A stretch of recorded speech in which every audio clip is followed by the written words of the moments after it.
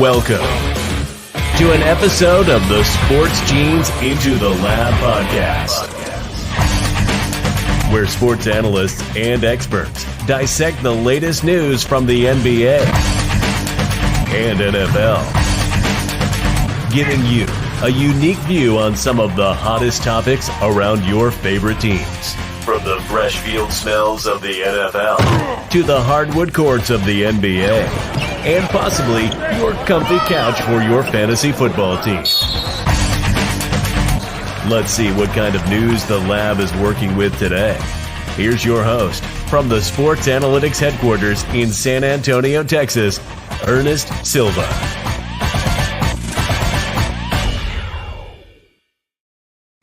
I am your host, Ernest Silva, like the announcer just said. On your screen is my right-hand man, the producer, Orlando Mendoza. You won't be able to hear him tonight. He's in studio. Yes, if you're asking yourself, that's what Londo looks like. That is what he looks like. If you're asking yourself, is that a basketball poster? Yes, it is. You can see in-studio producer Rachel Gonzalez as well. You can see me in the back there into the lab movie studio. That's where I'm at. Raise my hands and yep, it's really me. That's a verification in the studio. Very excited to be joining you guys live tonight from San Antonio, Texas, and of course, sponsored and brought to you by the mothership Blue Collar Media Group. Shout out to BCMG, guys. We're gonna have a fun episode tonight. I'm probably gonna do most of the talking. Londo will stay on mute to avoid the echo, but we're gonna see his live reactions tonight as he watches his Boston Celtics. Yes, Steve, you heard right if you're watching. His Boston Celtics take on those Brooklyn Nets, who trail by 5 going into the final quarter here in the first game of the night.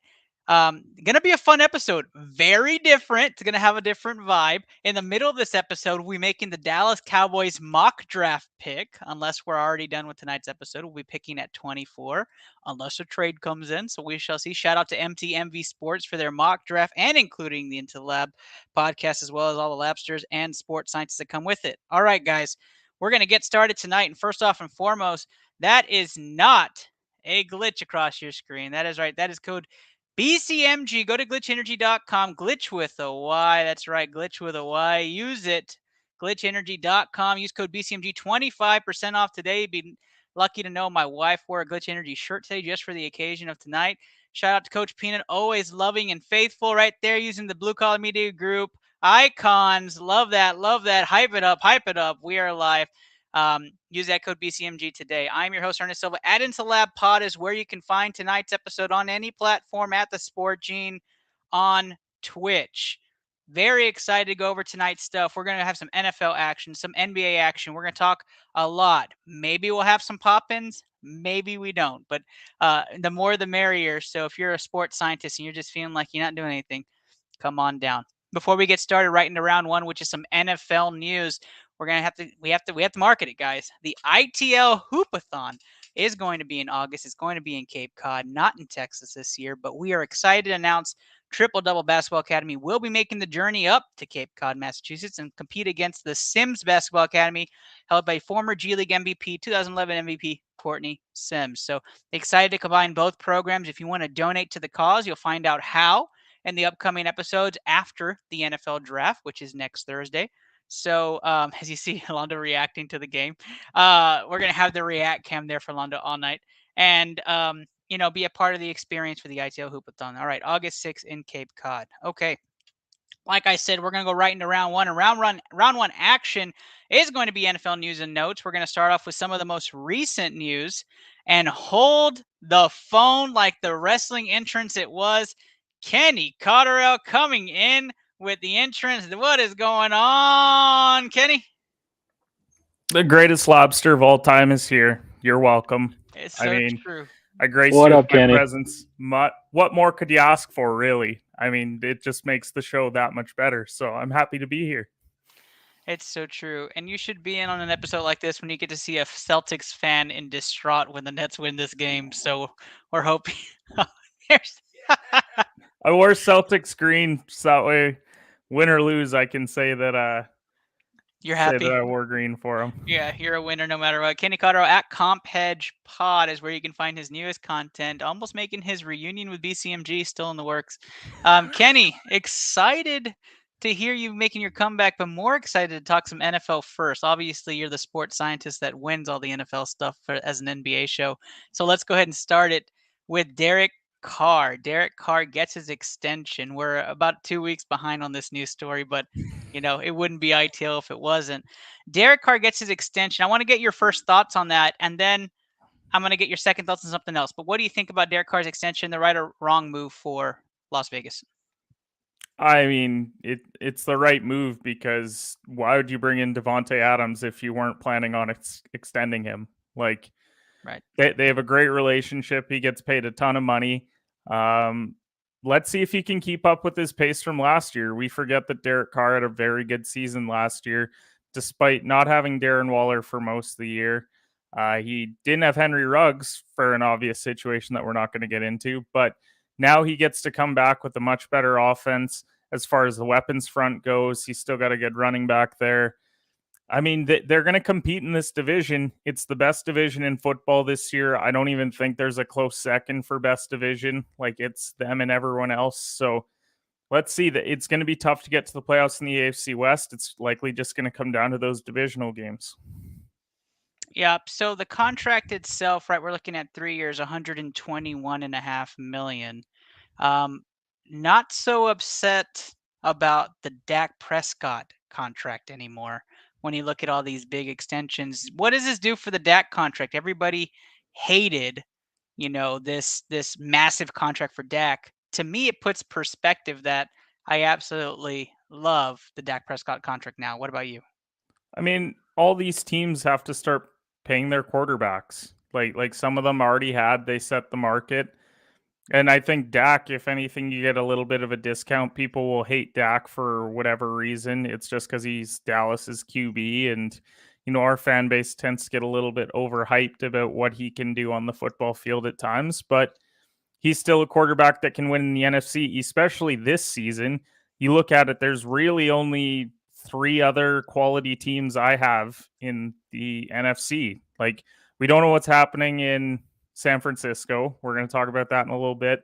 You got the Rams, you got Arizona, you've got Green Bay, who currently don't have a weapon. Might be one of those targets that goes after Debo.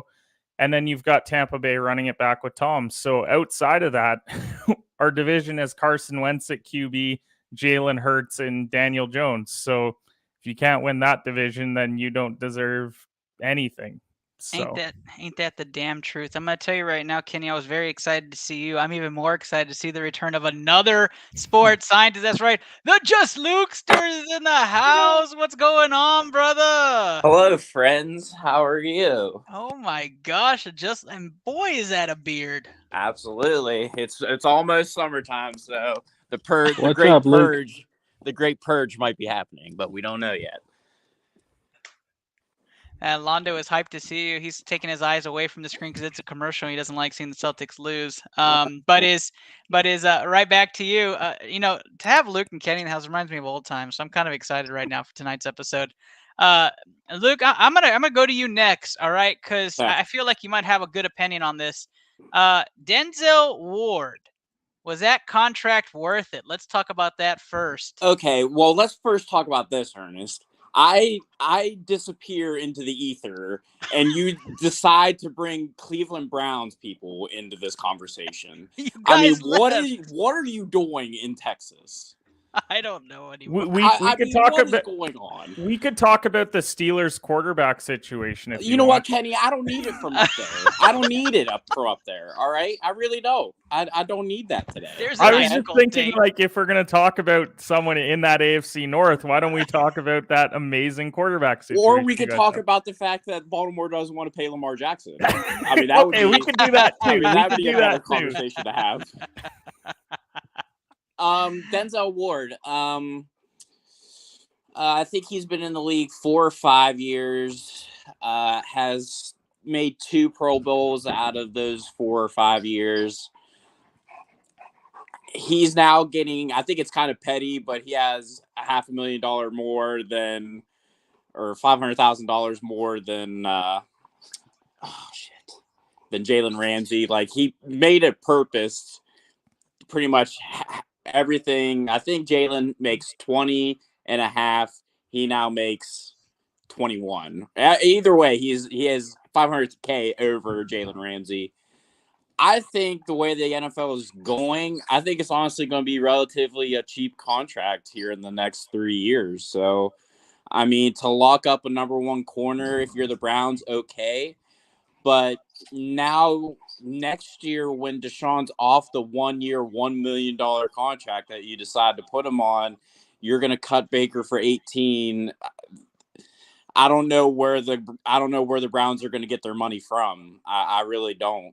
You're going to have to pay Amari too, and there's Chubb, there's Hunt, there's so much money needs to be spent in Cleveland that I really don't know where they're going to get it from. Honestly, I think one of those guys are definitely out between Chubb and Hunt. I think that guarantees that now. So I got to ask you, Coach. I know you're like huge Browns fan, but 100.5 million, 5-year, 100.5 games tied. Londo's reaction says it all. Kenny, for you, when it comes to the Browns, spend too much or right contract? I mean, I actually I hate paying a corner that much money, period. Like, I feel like you could really round out your defense. I mean, let's talk about what Luke said. What is this between Jalen Ramsey and Denzel Ward? I guess you could call it a dick measuring contest. Pretty much.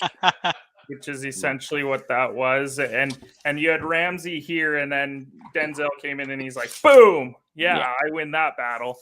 Did you just have that ready? I had that on the desk for some reason. Who knows why? Cotterill has a measuring tape. Can That's confirm. a huge. To be fair, we're building stuff in our office, so it was on the table. You know, I'm gonna have a real reason. I've been on that website too, Kenny. It's all right, bud. Yeah, it's deck builders, right? Yeah, that's what it is.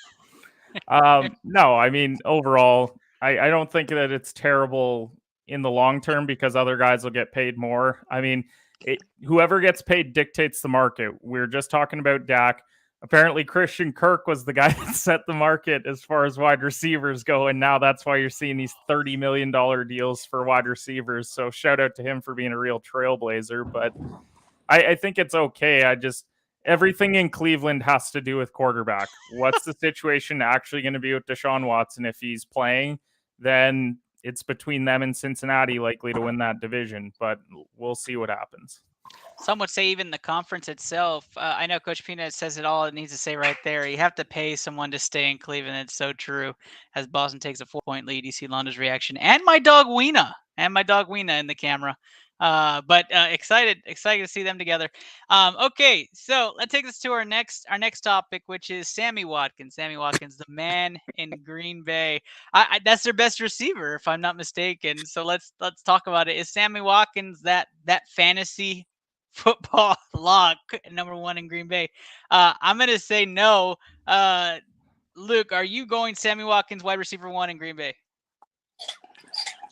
By title, no. By position, yes. I mean, I really don't know.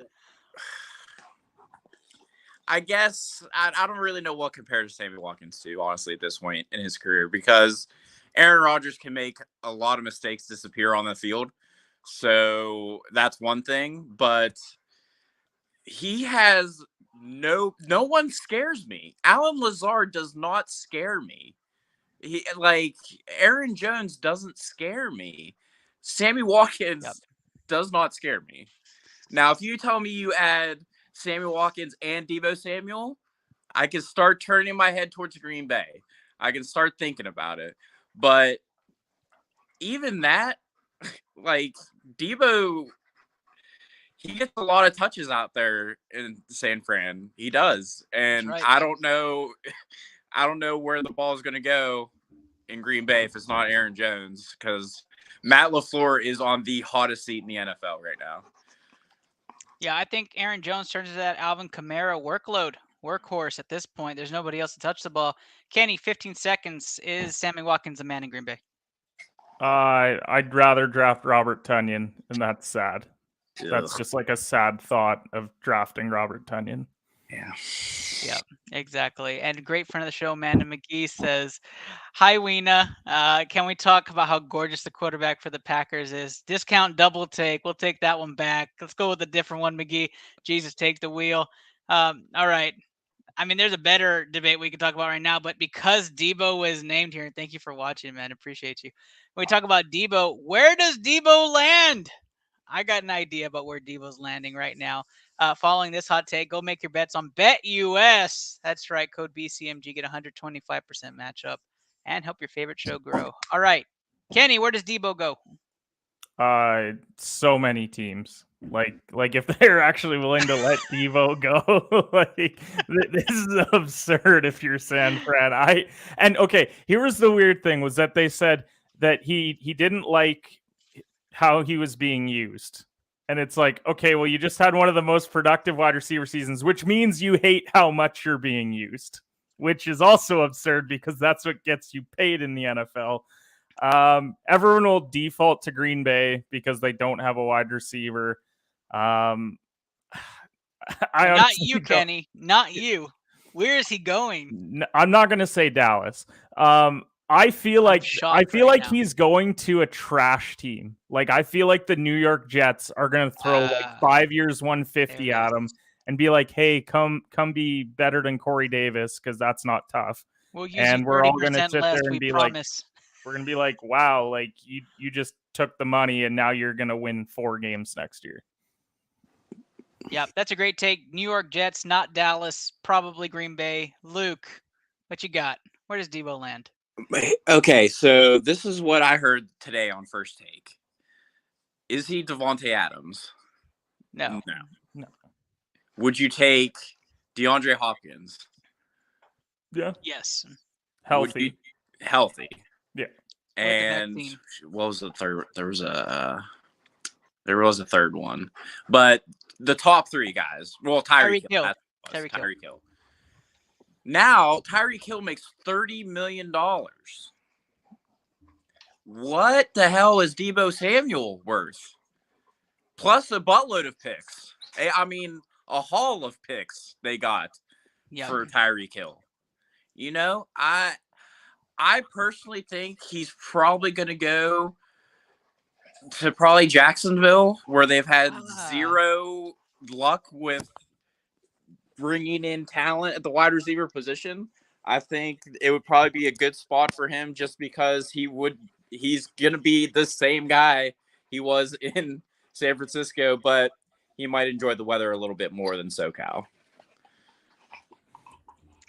You know, I have debated where this man's going to go for the last day, you know, because it just came out. I was going to say, like, the last 12 hours. The last 10 hours have been invigorating in my mind about where Deebo Samuel is going to end up.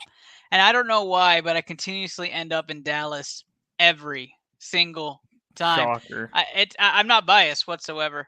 But Houston's intriguing to me, right? We say garbage team. They need a number 1 receiver.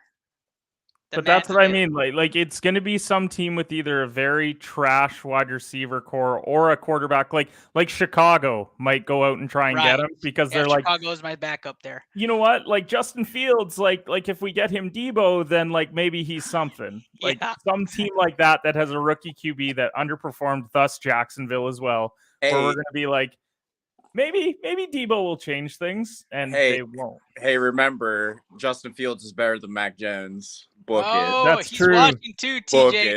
I know you're out there, TJ. I know you're out there. Debo to the Pats. Yeah, so Londo's saying under his breath as he's watching his Boston team, the Patriots, over here. I don't know if they would pay money to Debo for that, and they probably use him more than San Francisco, so I don't think that's ideal.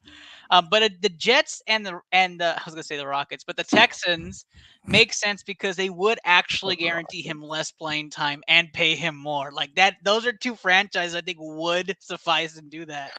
Would Philadelphia? Well, I mean, they're already putting him on every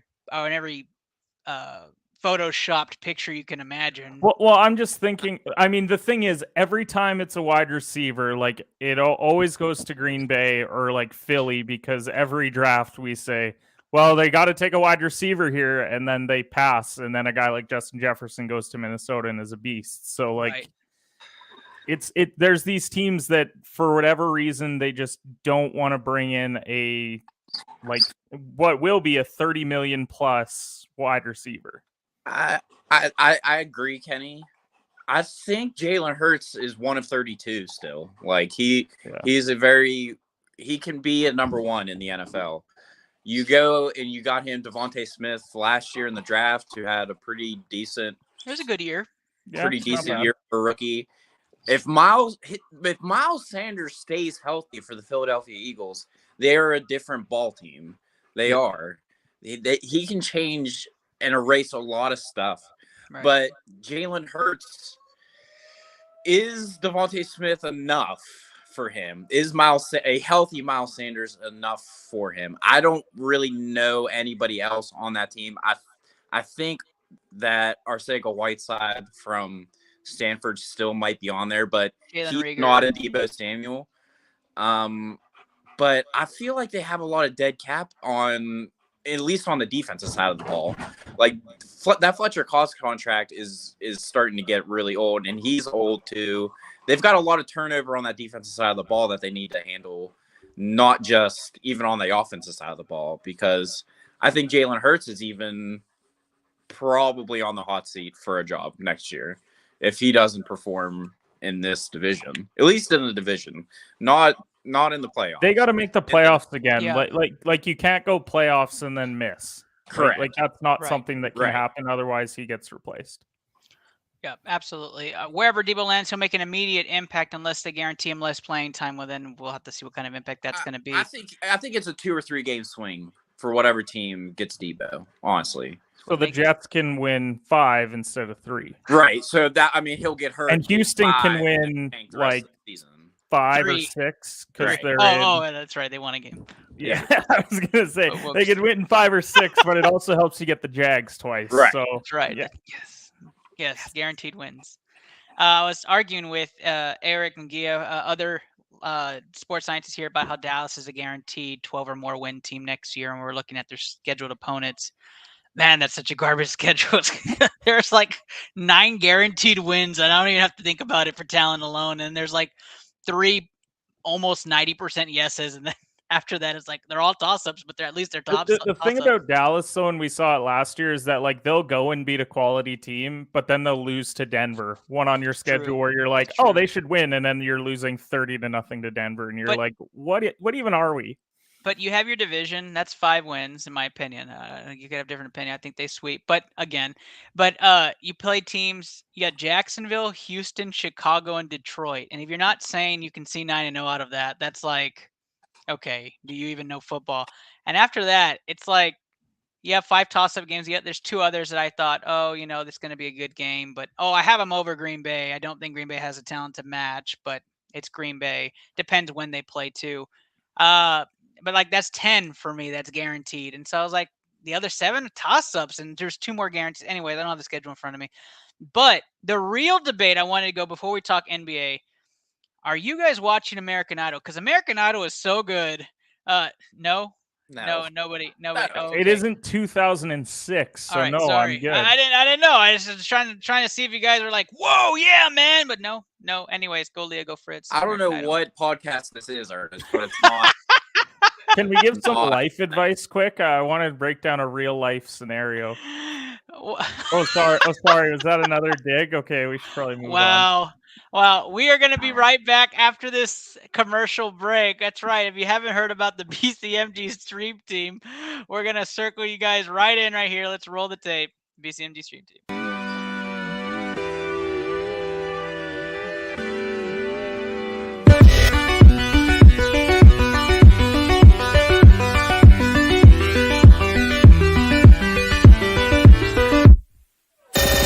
And then you can access your Stream Deck with your mind.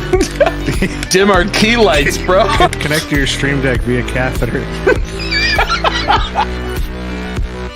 Oh! Yo! Clip that! Clip that headshot! On the ladder. You got both of those. One more down.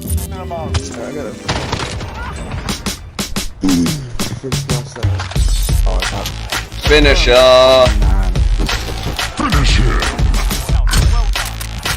No fucking way! Let's go! Yo, that guy in the heli, he was all the way across the bed! I think they've shut the ball around these days, bro.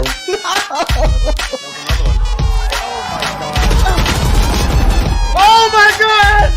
That flick! Tough battle. Got him.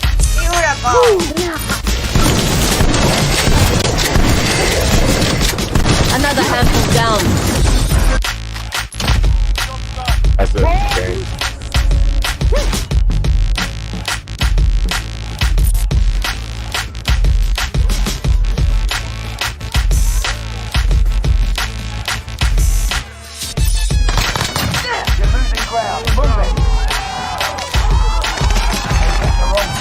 See?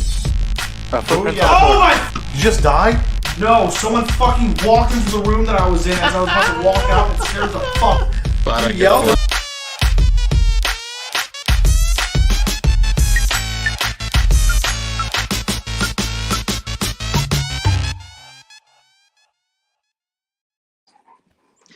Londo in studio producer says his tablet is frozen. You see him playing with it. But 6-point deficit for the Nets as Boston looks to be cruising down the stretch, holding the Nets only 6 points this entire quarter. He is happy. Kenny's happy because he's wearing green. Of course. Shout out to you guys. Round 2 is all about NBA action. That's right. The NBA playoffs are a go.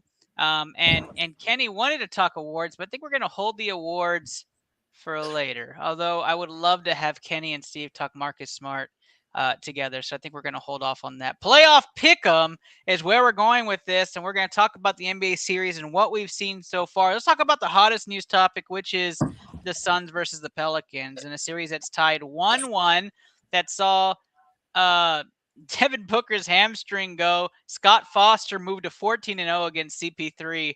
And the Pelicans are now in this series. Guys, is there a chance that the Pelicans win this series?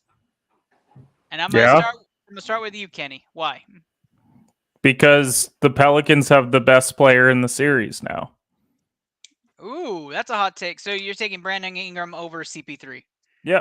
At this juncture in their career, I think Chris Paul plays a great role with Devin Booker in the lineup. Now, how do you replace 25 points per game with 5 assists and 5 rebounds? Like that's really tough to do. And Chris Paul can't go and score 30 like he would have when he was younger. He could go and get 30 and 15.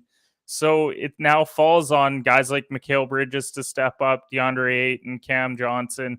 And people, they keep pointing to the Pelicans record like they didn't start the year 1-15.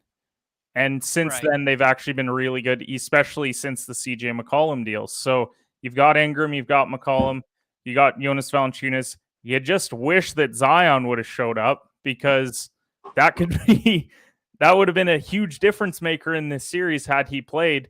I still think that they have a shot. I mean, I think that they have to get both, though, in New Orleans because the reports are Booker will miss 3 and 4 likely. He'll probably try and give it a go in 5 if they're tied.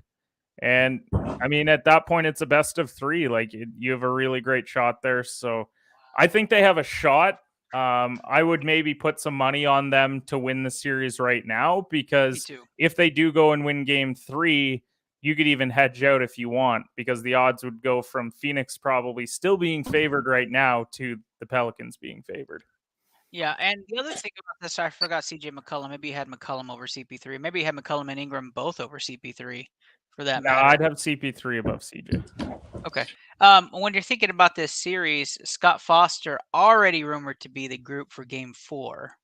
So you can say that's probably a loss for the Suns. And you say if they win game 3, this is a 3-1 series going back to Phoenix, and then game 7 crew would probably end up being Scott Foster because NBA. But let's not even go there. Except you did. I did. Yeah, just Luke. How do you feel about this series? We're looking at the one getting upset. I mean, 2 things. I give them probably a 25% chance. Realistically, that's probably a good percentage for them. Number 2, the Suns look tired. Like, everybody talked about that Golden State team that wanted to get the record and like all that stuff. Good for them. They got the record, but they looked whooped in that playoff series. And now Devin Booker is out, foreseeable for at least 2 games. And they're getting out physicaled on the boards by a pretty good, decent Pelicans team, honestly, especially if they would have added Zion to the lineup. I mean, they're just getting out physicaled. And I mean, Ayton doesn't really, he can be physical, but I mean, they're getting manhandled is what it really comes down to. And I think it's a real gut check time for them because everybody anointed them in the NBA that they were just going to walk through the West and it was pretty much theirs for the taking. And it's gut check time for them. I don't know if you guys heard the term Grand Theft Alvarado, but I thought that was fantastic. I hope that sticks because he's the most creative way of stealing the ball. And CB3 was all pissed off that he tried to do the little sneak attack on him. But Grand Theft Alvarado is what I will call him the rest of his career and whenever he's done. I absolutely give the Pelicans a chance in this series. I told Eric, go drop some money, go drop 20 on them right now. The series odds plus 330. Probably going to go up a bit before you see the dip, but I would definitely drop some money on that. Let's move on to an interesting series in the West. That's right. Grizzlies, T-Wolves tied at 1. Obviously, the Timberwolves said, let's win one. Once they got one, they did not play basketball last night, and the Grizzlies got a chance to square this up. A different 1-1 feel. The Memphis Grizzlies are not hurt, and there's not like a one-side advantage here referee-wise. Do you see the young Grizzlies not making a comeback in this series, or, I mean, is it legitimately the Timberwolves have a chance? I'll start with you, Luke. How do you feel the series out? I think this is a good matchup because I feel like the 2 youngest teams probably in the league, realistically, going head to head. I feel like Karl Anthony Towns has been playing since he was like 5 years old. I mean, shit, he's been a pro forever now, but they're still a good young team, the Timberwolves. And the Grizz, I mean, even without John Morant, they were doing very well. Right. I mean, very well in the lineup. I thought before the series even started, this was a gut check for the Grizz. I don't know. We have no idea if they are for real or if they, it was just they got some good breaks this year. I think the Grizz can still do this. I really do. But John needs to get in a groove. He needs to get back into the swing of things and get them back in order. But Karl Anthony Towns is going to be huge down the stretch for the T-Wolves if they want to make this push against the Grizz. Yeah, I completely agree. When I was watching this first 2 games, I saw a gritty Timberwolves teams that first game, and when I was watching the second game, I knew it just we're not playing for the win.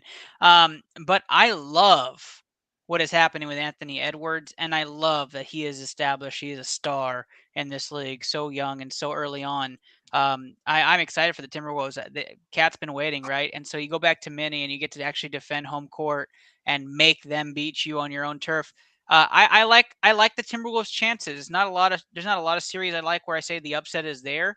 I'm actually gonna give this one a chance. I think if they can win games 3 and 4, then it's over. I think you have home court 3-1. The Grizz won't be able to. Now with the experience, they don't have the experience to pop back out of that. So I'm gonna take them to win at least one of the last 3 if they're up 3-1. Kenny, when you look at the matchup, it favors the Wolves so far in this series. Although the Grizzlies have more 3-and-D players, the Timberwolves are a little bit bigger. Do you like the Timberwolves' chances in the series as much or less than the Pelicans and theirs? I probably lean Pelicans a little bit more. Coming into this series, like, we knew that Ja was probably the best player in this series, but then Minnesota had the 3 next best players because it was Towns, Anthony, and then you have D'Angelo Russell. the question mark with Memphis all year is like, okay, like they won games without Ja, but can they do that in the playoffs if Ja struggles? Like they have a lot of quality pros on their team, but let's face it, you have one all-star on your team, and that's tough in the NBA to win playoff series. I think that they're going to even it up. Like I see this being 2-2 heading back to Memphis. I picked Memphis in 6 in the series. I still think that's going to be the case, but I mean, it's tough because this is a I don't want to say a bad 2 seed, but it's a bad playoff 2 seed because they haven't really done anything in the playoffs.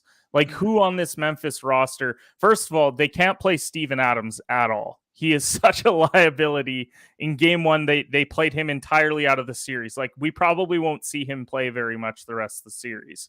And he's a big part of what they try and do there. So yeah, I think Memphis is still going to win in 6. They don't have a lot of playoff experience, but that being said, outside of like Russell and Beverly, really they don't either. So I don't like that Londo's celebrating when my parlay's dying, but it's understandable when, you know, a team scores like 10 points in the 4th quarter of a playoff game. So shout out to Boston for going up 2-0. But no, I still believe in the Grizzlies to win it. But this is a fun series. Like I would love to see this one go 7 because I think it's got a sneaky like first round all-timer around it. Yep, completely agree. I'm excited to see where this series goes. Let's talk about a series where most people in Colorado are not excited to see where it goes. That's right. The Warriors lit up the Nuggets, and they had the Nuggets arguing. They had the Nuggets in shambles. Steph Curry went vintage Steph Curry after looking like the shell of himself. And Jordan Poole, wow, welcome Jordan Poole to playoff stardom. A lot of young players making names for themselves.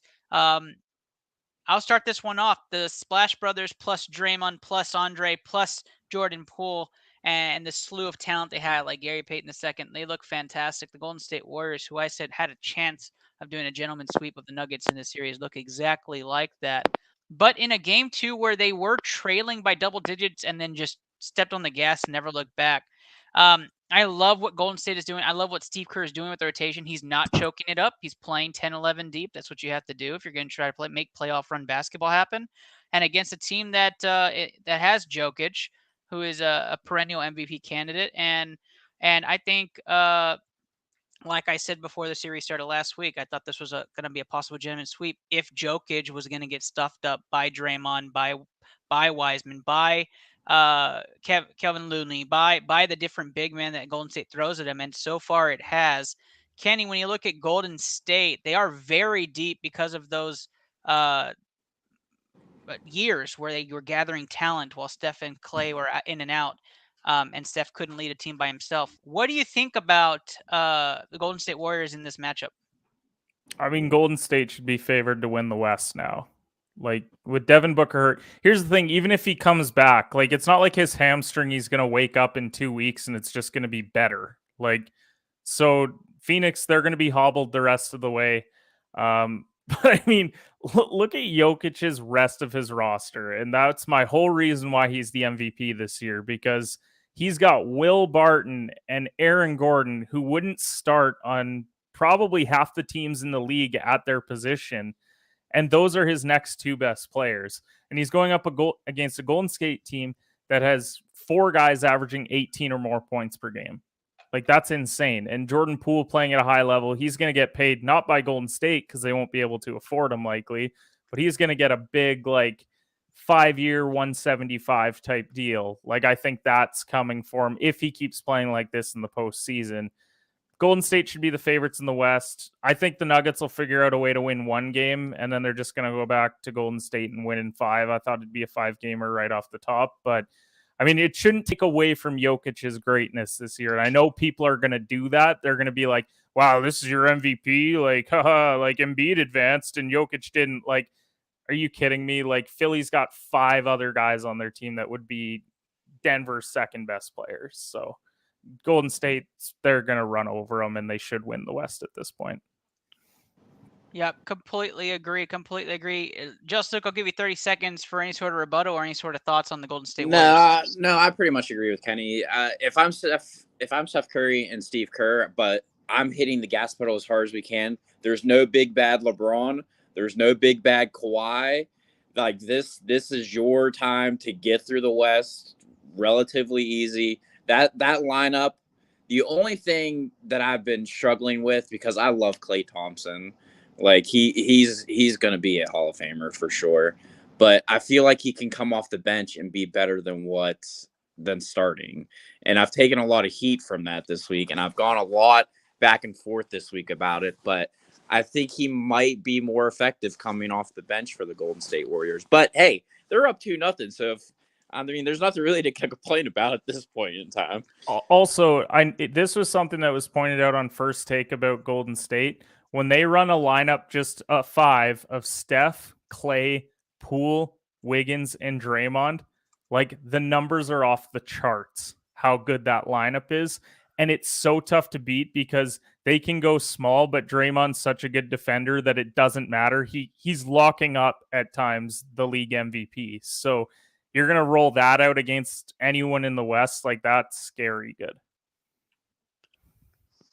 Yep, completely agree. Let's go to a series that isn't so sold because we haven't seen the best player come out. That's right, Mavericks versus Jazz in a series tied up 1-1 where I called it. You guys said I was crazy last week for those sports scientists that were here. You guys said no way the Mavericks win one without Luka. They won one and they almost won two. So I'm going to tell you right now, I said the Mavericks were deep and I said the Mavericks would make a run even without Luka, even through this series. But it looks like Luka is finally on the mend. He got added as questionable and maybe ready for a Game 4, maybe Game 3 appearance. But guys, the Jazz are exactly what the Jazz do every year. They fall out in the playoffs. I do not see them beating this Mavericks team, but I am biased a bit, even though I don't like the Mavericks. I did say they were a good team. Luke, what did you see in the Mavericks? It's what I don't see with the Jazz. It's not that the Mavericks are doing anything better than the Jazz. It's just, what is the Jazz now?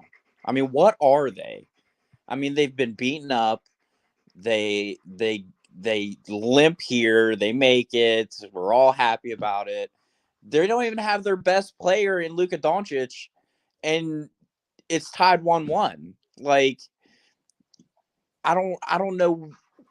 I don't know. The Jazz are just by far the most confusing team in the NBA, and it has to be epically frustrating to watch. Yeah, Kenny, how do you feel? Rudy Gobert has attempted 6 shots in 2 games. Attempted, like not scored, attempted. This is like, here's the thing. This team has been a problem all year. Just they're Utah, so no one gives a flying fuck about them. That's why no one talks about it. But look at Rudy Gobert. Like, him and Donovan Mitchell, like, they said that Donovan Mitchell passes to him like an average of like twice a game. Like, it's something insane where it's like, how is your 2 best players not passing the ball to each other? We've seen Kobe and Shaq like literally want to knock each other out, but they would still pass each other the ball, and they can't even do that in Utah. Jordan Clarkson hasn't been the same that he was last year. He's shooting like 40%, being the 6th man last year. And like, I thought Dallas could win this series without Luka, strictly because the Jazz are an absolute train wreck. Absolute train wreck. I had Dallas winning this series in 7, and that was based on the assumption Luka would probably miss 4 games. Yeah, he might even miss 5. If I'm actually Dallas, I don't bring Luka back until this first round series is over. If you win the first round series, great. If you don't risk his long-term health on this. If you win Game 3, rest Luka Game 4. Continue to get him healthy. I don't think you play him at all because this is such a major injury, like for a player of his caliber, that like you're gonna bring him back for what? Like, who do they get next round? Probably Phoenix. Like, you could maybe beat Phoenix or maybe beat New Orleans without him if Booker's not playing, to clarify. Right. But Like Jalen Brunson scored 41 points. Like another first take comment from this morning. Like Jalen Brunson probably hasn't scored 41 points since high school, and he may not have even done it in high school because of the way that he plays. He's a facilitator, and he scored 41 points on most of people's defensive player of the year and the rest of that roster. Like, this isn't a good Utah team. They were 11th in defensive rating this year. That is not a team that is quality on the defensive side of things. And we want to act like because you say the name Rudy Gobert, everything's all fine, well, and dandy. Meanwhile, Donovan Mitchell's jacking up like 30 shots a game, and Rudy can't even get a touch in the post. Like, you're telling me that you couldn't keep a defense honest by tossing a couple lobs to the rim? Like, I know Rudy's pretty inept on offense, but I would hope he could dunk the fucking basketball. Like, no, he can't. It's absurd. He can barely touch the rim. He can't get off the ground. We're lucky that they're even in this series. I told you guys the Mavericks are deep. All y'all laughed at me. Kenny, you weren't here. But everybody else laughed at me. And now we have a series in our hands, even without Luka. Guys, we're going east now. We're going east. But before we go east, we're going to tell you guys why BCMG is something you should consider if you haven't already for your show or maybe for your streamer needs. And then we'll go right into the east and wrap things up. Here we go.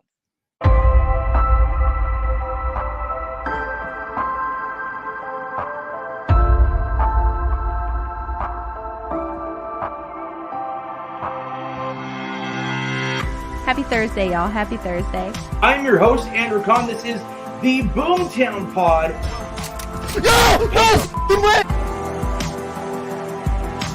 Add into the lap pod is where you're watching today's stream. Stuck him! It is Blue Collar Game Day. I am your host. I got a kill! Yes! Welcome to episode 277 of the Official Butthole Podcast. Got it. Beautiful. Better together. Better together. We're better together. Better together. Better together.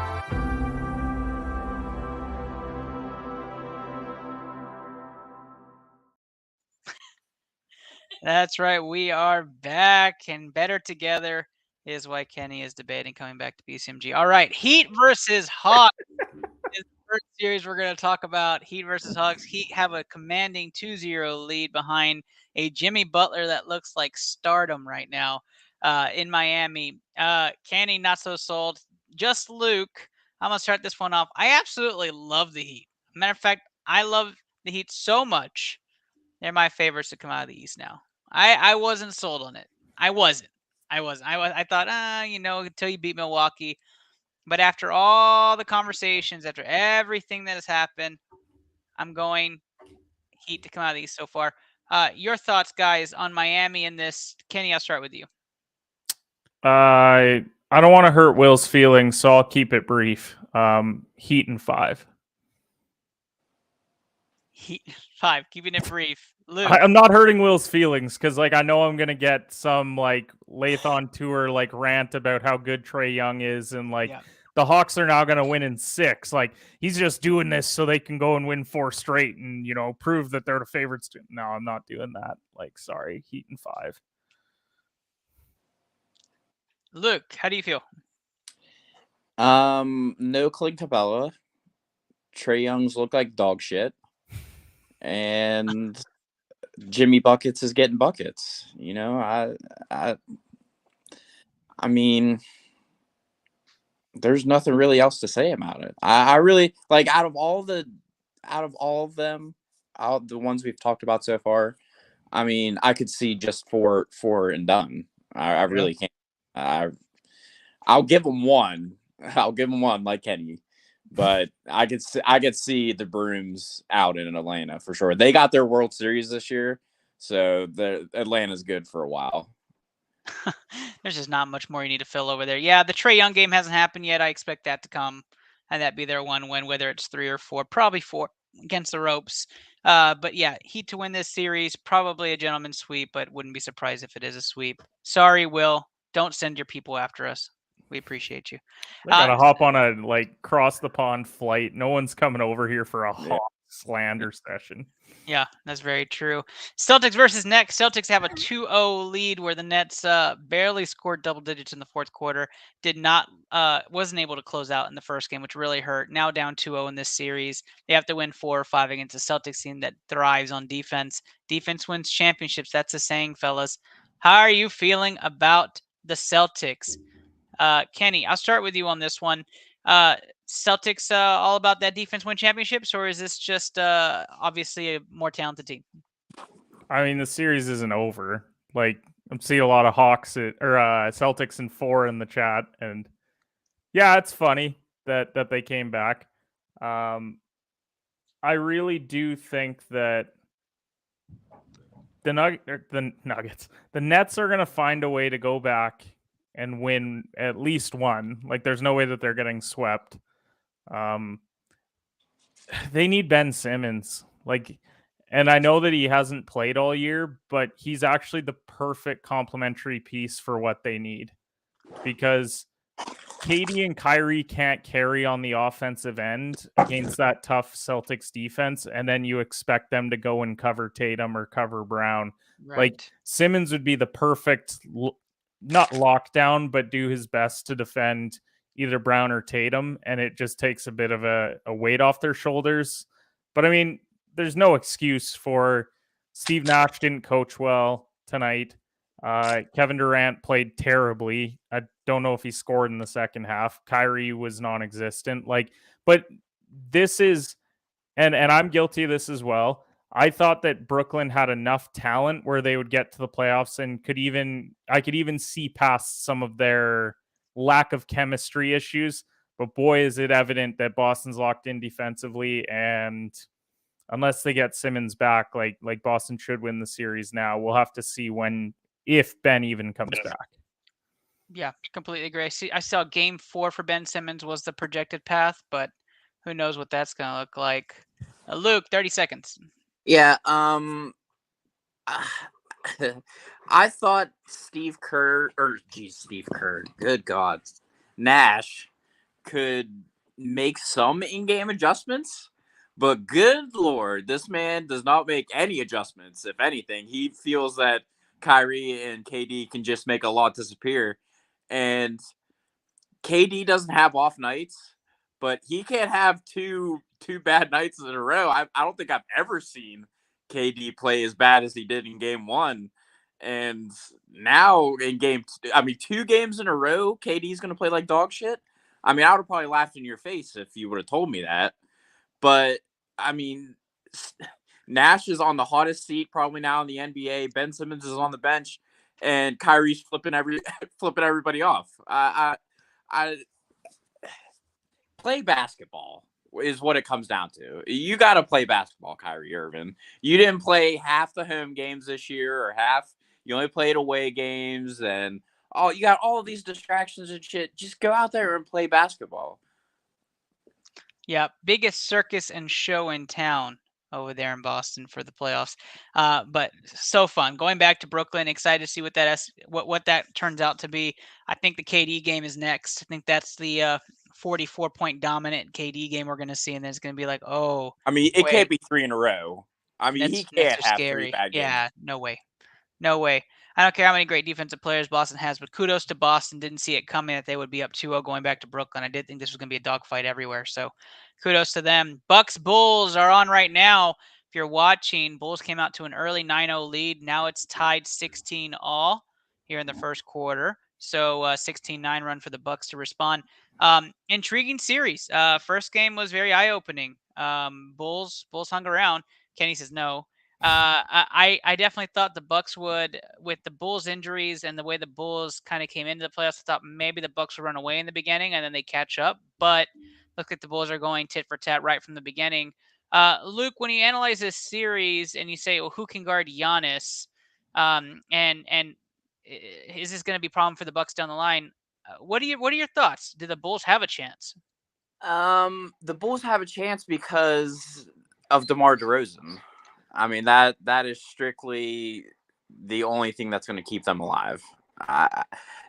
DeMar should have got a contract with his buddy LeBron this summer, and he's went out there and he's balled. I mean, he balled all year. Milwaukee just still has too much, and I mean, between Giannis and Middleton and Holiday, and then you throw Lopez in there, he's healthy again. That Lopez coming back healthy is huge for them. Yeah. Especially behind the arc, coming from Brook Lopez. I mean, it's really big for them. And until you beat them in a 7-game series, it's Milwaukee till the end. That's what it'll be for me. Yep. Kenny, what about you? I didn't give the Bulls a chance, and I still don't. I think it'll be like 5 games, maybe 6. I just feel like a lot of people like forget that Milwaukee's the defending champ, and like, Right.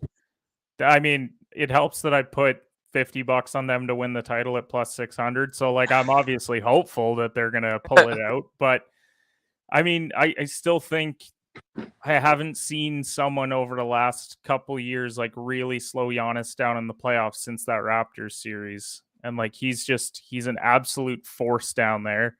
Drew Holiday, you get him and Middleton playing good defense. They've got some depth. They're actually deeper than they were last year. And I just think the Bulls, like, this is a bad matchup. The only matchup that's worse we haven't even got to yet, but it's a bad matchup when you have like Vucevic, who like does not play any defense whatsoever. I don't think he could spell defense, and it's not because he's a foreign player that I'm saying that. It's because he doesn't play any. And I just think Giannis is going to eat him alive. I mean, he'll continue to wear him down. There's not going to be anything left in that regard. So I gave my thoughts on this Bucks analysis. I thought this was a sweep or a gentleman's sweep. I still think that. I think the Bulls cover spreads. I think that's going to be great. If you see big spreads, I think Bulls cover all of them. But once they start withering away those spreads, and you can see it's a closer matchup, the bet is that Bucks just money line the whole way through. Let's talk about that final great matchup, which is you-know-who and Joel Embiid playing against the Toronto Raptors. Right now, the Sixers are trailing in Toronto by 3, even though they have a 2-0 lead. They were down by as many as 15 at one point. Now they are down by 2 with 7.5 left to play. In this game, it looks like Harden is 1C, which is what I thought he was going to end up being in Brooklyn anyways. And it seems like he's 1C again here in Philly, as it's been the Maxey and Embiid show. Kenny, I'll let you do the first thoughts on this final matchup. I'm not going to ask do the Raptors have a chance, but I am going to ask, is this more indicative of Toronto not having playoff stardom on the team, or that the 76ers are actually this good? This is the worst matchup of the playoffs. Okay. Like, everyone kept trying to find every reason not to take Philly and to take Toronto because they hate Harden. A lot of people don't like Embiid. And they're like, well, the Raptors, they've got Nick Nurse in that phenomenal lineup of all forwards. And it's like, okay, you're going up against the best scoring center in the NBA. Right. And it's an ugly matchup. They have no way of truly slowing down Embiid. Like, even if they win the game tonight, Philly is not in danger of losing this series to me. Not at all. Maxey's been phenomenal. I was so happy actually when they made that Simmons Harden swap. Like, there was all those rumors about them throwing in Thibault or throwing in Maxey, and I'm like, boy, you throw in Maxey and that is a terrible trade. And Maxey's just proving to be so good.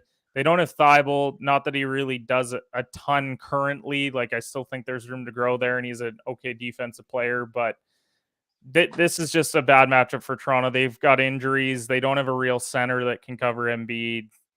Sixers in 5, and I actually think they come back and win tonight. So we'll see if that pans out. Well, yeah, they may. I mean, still a 2-point game. Nobody scored in the last minute, but an intriguing matchup for sure. I am a big fan of what Philadelphia's put together. I do think this is the last time we really see a featured Harden offense that's plausible, unless he re-signs there in Philly. Luke, I'm going to go to you for the last take on this. Just for you, what does this series read out to you? This is a sweep. It's just James Harden doesn't choke until it's Game 7 with a minute to go. So yeah, that's true. when we get to Game first round, he's fine. First second round did too. fine. Second round First too. rounds Okay. were good. Maxey's a good story. I mean, he's balling, so I give it to him, and that's what the 76ers really needed, was because they were getting stale down the stretch. Everybody was like, well, is it Harden or is it Embiid? Is it both of them? I mean, what do we do? It's just like any other team. You put two superstars together, it's going to take a little time to mesh, and it's taken a good bit of time for them, but it looks like it's coming together, and they have secondary scoring with Maxey. So, this first round, I'm not worried. Get into the second and the finals of the East, taking them to 6 or 7 games, it's going to be a lot, especially for a young 76ers team that's always collapsed, and then you have the king of collapses and James Harden on the team now. So oh geez, here we go. Can't wait to see that and all those news headlines. The East is definitely full of second round matchups I can't wait to watch. The West is full of first round matchups I can't wait to watch. So very intriguing. West is where you watch it now. East next round. Guys, that is our show. I've missed my cue for MTMV Sports. Apparently it was an hour ago, so I'm gonna have to go make a sorry apology appearance. But shout out to them. Go check out MTMV Sports Mock Draft Live tonight, still ongoing right now on their YouTube channel. Guys, it was so awesome to have you guys on the podcast tonight. Such a good episode to bring back some nostalgia. But Kenny, where can the people find your latest content? It's a blue collar just kidding. Just had to tease that. It's tough to say that I have a podcast because I put out an episode in like 6 weeks. So like, I guess I have a podcast that you would call the Competitive Edge podcast. I should probably get on that part of it. I did write 8 articles for all the first round series over at offtheballnetwork.com. And yeah, I'm kind of just a floater drifting around in this space that is Twitter and enjoying life. So appreciate you having me on, Ernest. It's always great to see Lukey. Gonna maybe see him in person in a little bit here. That might be a fun, exciting announcement to have on the pod here. But yeah, super excited to be on tonight. Excited to have you on, Kenny. And let's talk about the man who played fandom. That's right, Londo429 is on here. Thanks for being our fan cam tonight, Londo. And Just Luke, you haven't seen Just Luke in a while. Tell buddy, where can people find you? Yeah, it's been so long. I've got the mountain beard, and I don't know. This is the Highlands life, I guess. Back in West Virginia life. But they can find me on Twitter. I think my handle is King of Hearts, but I don't know. It's been so long. I've been more scrolling and creeping on Twitter than saying something recently. So because Twitter is absolutely lawless. I don't know how it's free. I mean, they really should start charging people for some of the things they say on there. But I mean, it is what it is. But no, I am visiting the Great North here in September. Wow. Going to go catch a CFL game and catch up with the guys. So it's going to be fun. It's going to be fun for sure. That should be definitely, for real. Definitely have a beer for me over there. I appreciate. Wait, you're not coming to the CFL game? No, not at all. Over there. Come on. Oh, Canada. You'll be sitting there with me with our hats off and everything. I'm your host, Ernest Silva. At Intelab Pod is where you can find tonight's episode and all the other episodes at the Sport Gene on Twitch. We appreciate you guys. Thank you so much for being listeners and supporters of the show. Catch you on MTMV Sports. Got to go make an appearance. Thanks, guys. Have a great night and good luck on your bets.